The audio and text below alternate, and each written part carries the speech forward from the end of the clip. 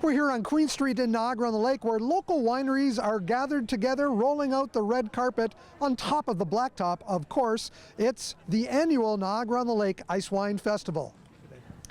Today we are celebrating Niagara-on-the-Lake's Icewine Festival. This is our second weekend, and right now we have 19 wineries on the street joining us today from the Wineries of Niagara-on-the-Lake Association. When you looked at the weather report for this weekend, how excited were you about the cold temperatures? Mixed feelings. I mean, it's really great that it's cold out there and this is the type of weather, but I'm not a winter fan, but you know, the ice wine really helps. This really gets people, I think, a little bit more into the mood. It really does, because it really shows that the ice wine here in Niagara-on-the-Lake is a premium product because we're able to have these kind of temperatures. As you know, ice wine needs to be at -8 for consistently 7 to 10 days before being harvested. So it's really great that we got that little bit of coldness here at the beginning of January for the season. Jennifer, this event, the weather couldn't be better. Oh, it's perfect. We got the ice wine harvest in last night. We just finished off with our Vidal and Riesling. We're really excited to have some new ice wines come out. We did our Cabernet Franc earlier this week. We had the full production crew out, and then we had the full production crew out last night finishing off the Vidal and Riesling. When you compare it to previous years, this crop does it look as good as previous years? It looks fantastic. We had quite a bit of it come in, and we're hoping to see lots of ice wine come out of it. What are you pouring here today? Today we're pouring our Gold Vidal, so oak age, nice smooth notes of melon and peach, a little hint of cinnamon and vanilla in the finish.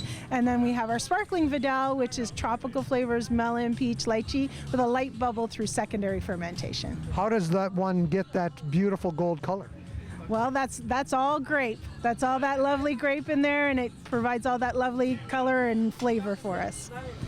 It's nice to see all the different wineries. Ice wine is such a fabulous wine, and it's nice to see it being explained and displayed and shown to everyone in this area, and how each one is uniquely its own, and we can all have the same varietal but different flavors, and that's nice to see.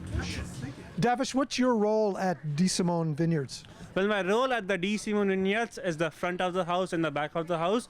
So I work as a winemaker on Monday to Fridays. I help with the winemaker in making of the wine.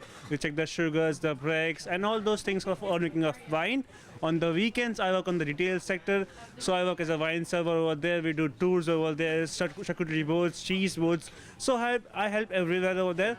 This 2016 vintage Vidal, Yes. then it's coming from basically the first or second year that this winery was open. This was the first year, and I remember my winemaker says, Vincenzo says that when they opened this winery, it was their December, and it was Vincenzo's family, his father and his brother, and that's it. There were 5 people. We had 4 rows of Vidal Blancs, and that is around 3.6 tons of grape. If you take it into account, they have hand-picked up those 3.6 tons of grape, and that is it. And since 2016, he never made ice wine. Till this year, we made the ice wine Swan again. He made various variants of an ice wine, so we had a sparkling ice wine as well, a rosé ice wine, a rosé as well, and a table wine. How can you describe this particular ice wine? This is amazing. Well, this is, I would say, a liquid nectar of God in a bottle. It has seen barrel age seen as bottle age for 8 years. Now, being in a bottle for 8 years, it develops a lot of flavors of caramel, apricot, peachy, honey, and florals. So whenever you have a sip of this, you're gonna have lots of florals on the notes, and on the palate, you're gonna have this sweetness, which is gonna be covering of your palate for a long time, and it gives finish with that honeyness to it. How important is this for Niagara's wine industry and for the chamber as well? I think it's very important. I mean, January and February are very drab months, and to have something so unique and so Niagara-on-the-Lake product to be very happy to celebrate, just kind of lifts everyone's spirits right after the holidays. 2 weekends of this as well.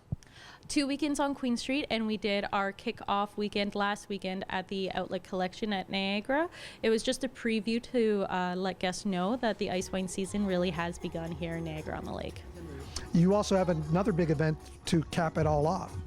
Yes, we have our finale celebration. It's called Sparkle and Ice Celebration. It's going to be on Friday the 26th from 8 to 12 here actually in the courthouse, which is a really great venue, especially if you've always wanted to see the historic old courthouse in Niagara-on-the-Lake. But it's going to be an ice wine cocktail competition event. We have 8 competitors competing to be Niagara-on-the-Lake's best ice wine cocktail.